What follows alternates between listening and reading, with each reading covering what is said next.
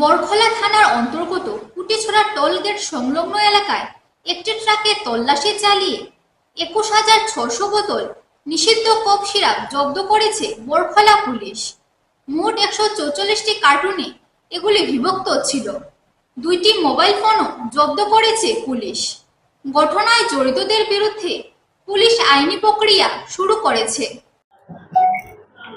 যোৱাকালি এটা source information আছিলে আমাৰ কাছাৰ পুলিচৰ ওচৰত।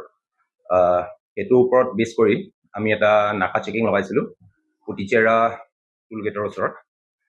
ইনফৰমেশ্যনটো এনেকুৱা আছিলে যে এখন ট্ৰাক আহি আছিলে, য'তে মানে NDPS কণ্ট্ৰাবেণ্ড কেৰি কৰি আছিলে বুলি আমাৰ ওচৰত ইনফৰমেশ্যন আছিলে। একৰ্ডিংলি আমি তাতে নাকা কৰাৰ পিছতে আমি তাৰ পৰা কডিন ফচফেট চিৰাপ ৰিকভাৰ কৰিবলৈ সক্ষম হৈছোঁ। তাতে পোৱা হৈছে 21,600 বটলছ কডিন ফচফেট চিৰাপ, যাৰ মাৰ্কেট ভেলু, ষ্ট্ৰীট ভেলুটো হৈছে almost 2 crore rupees as per government estimation. তাতে আমি ট্ৰাকখন আছিলে, ট্ৰাকৰ নাম্বাৰ আছিলে AS01 PC 8530। গাড়ীখন আমি চিজ কৰিছোঁ। তাৰ লগতে 2টা মোবাইল আৰু এজন মানুহক আমি এপ্ৰিহেণ্ড কৰিছোঁ। ড্ৰাইভাৰজন আছিলে মিটন চৰকাৰ। তেখেত ত্ৰিপুৰাৰ হয়, ৱেষ্ট ত্ৰিপুৰাৰ। তেখেতে actually as per his statement তেখেতে মুভ কৰি আছিলে ৱেষ্ট বেংগলৰ পৰা ত্ৰিপুৰাৰ দিশে। তাৰ পাছতে সেই বস্তুখিনি আমি ৰিকভাৰ কৰি বৰখলা পুলিচ ষ্টেচনলৈ অনা হৈছে।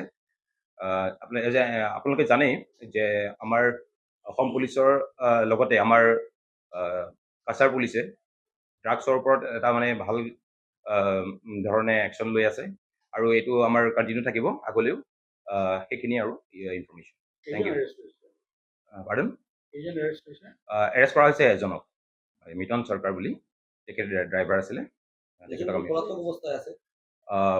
তেখেতক একচুৱেলি এইটো কনফাৰ্ম হোৱা নাই বস্তুটো, কাৰণ কি তেখেত এজনে আছিলে নে দুজনে আছিলে, তেখেতে অলপ মানে ষ্টেটমেণ্টবিলাক অলপ কণ্ট্ৰাডিক্টৰী হয়।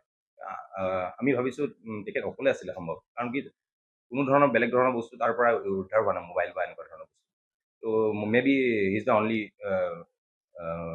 Inmate in that drug. তেখেতৰ ষ্টেটমেণ্ট মতে তেখেতে এইটো লুট কৰিছে ৱেষ্ট বেংগলৰ পৰা তেখেত আহি আছিলে আৰু ত্ৰিপুৰা দিশে গৈ আছিলে। সেইটো ইনভেষ্টিগেশ্যন চলি আছে। আমি ট্ৰাই কৰি আছোঁ যে ফৰৱাৰ্ড আৰু বেকৱাৰ্ড লিংকেজবিলাক আমি চেক কৰি আছোঁ। এইটো মানে এইটো ডেষ্টিনেশ্যন ক'ত আছিলে বা ক'ৰ পৰা বস্তুখিনি আহি আছে, সেইখিনি আমি চেক কৰি আছোঁ। Investigation is under process.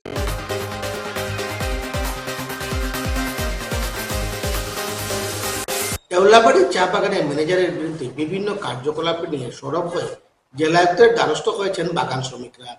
জেলা পরিষদ চেয়ারম্যান অনিল ত্রিপাঠী এবং ভাইস চেয়ারম্যান সাথী গুরিকে সঙ্গে নিয়ে তারা জেলায়ুক্তের সঙ্গে সাক্ষাৎ করে এবং লিখিত স্মারকপত্র তুলে দেন।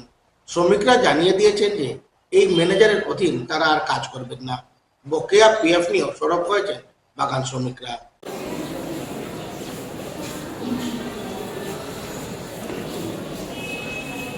আজকে আমরা আওলাবাড়ি চা বাগানের ব্যাপার নিয়ে করে ডিসি মহোদয়কে একটা জ্ঞাপন দিলাম। আওলাবাড়ি বাগানের শ্রমিক ভাইরা অত্যন্ত এখন কষ্ট ভোগ করছেন, কারণ যে বর্তমানের যে ম্যানেজার আছে সে বাগানের শোষণ করছে।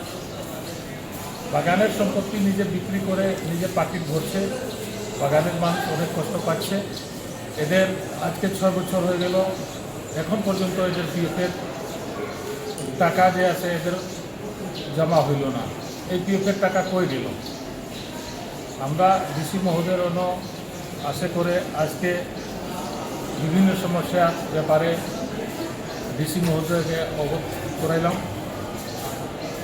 তাই আমরা আশ্বাস দিলেন যে অতি শীঘ্র এই সমস্যার সমাধানের পক্ষে।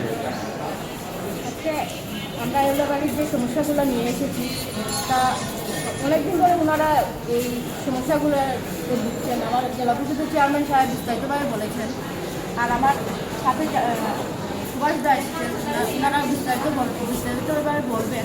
আমি শুধু একটা কথাই বলবো, আমাদের মাননীয় মুখ্যমন্ত্রী যেভাবে চা শ্রমিকদের উন্নয়নের জন্য চিন্তা করে যাচ্ছেন, এই জায়গায় এই সময়ের মধ্যে ওনারা আমাদের এউলাবাড়ি বাগানে যে ঘটনাটা ঘটছে তার জন্য আমরা অত্যন্ত দুঃখিত। আর আমরা আজকে এই ওনাদের স্বার্থ রক্ষার জন্য আমরা সবাই এসে আজকে আমার ডিসি মহোদয়ের কাছে মেমোরেন্ডাম দিলাম। আমি আশ্বাস উনি আমাদেরকে আশ্বাস দিয়েছেন যে উনি অতি শীঘ্রই বিহিত ব্যবস্থা নেবেন, এবং আমার জেলা পরিষদের চেয়ারম্যান সাহেবও বলেছেন যে উনি মুখ্যমন্ত্রীকে এই বিষয়টি অবগত করাবেন। আমরা নিশ্চিত যে ওনাদের দীর্ঘদিনের দাবিগুলো বাস্তবায়িত হবে এবং ওনারা ওনাদের অধিকার আবার ফিরিয়ে পাবেন, এটা আমরা দৃঢ় বিশ্বাস।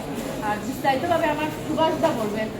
সমস্যা আমাদের জলবায়ু বাগানে অনেক সমস্যা, তবে আজকে আমরা আমাদের জেলা পরিষদের চেয়ারম্যান এবং ভাইস চেয়ারম্যানকে পেয়ে আমরা খুব খুশি হয়েছি। আমরা জলবায়ু চা শ্রমিকগণ আজকে ওনারা আমাদের এই ডাকে সাড়া দিয়ে আজকে ডিজি মহোদয়ের কাছে যে আমরা একটা স্মরণীয়পত্র দিয়েছি, সেটা তো সহযোগিতা করেছে ওনাদেরকে আমরা প্রথমে আমাদের জলবায়ু চা শ্রমিকরাও ওনাদেরকে ধন্যবাদ জ্ঞাপন করি।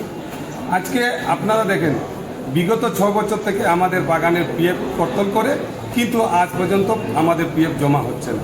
তাই আমরা প্রায় পিএফে জিজ্ঞাসা করি, পিএফ আমাদেরকে দাপাদাপি করে, এরপরে ম্যানেজার আমাদেরকে বলে জমা দিয়ে দিব, কালকে জমা দিয়ে দিব, পরশু জমা দিব, অনেক আমাদেরকে ঠকাঠকি করে।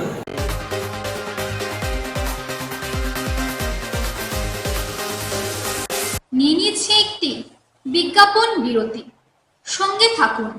নমস্কার।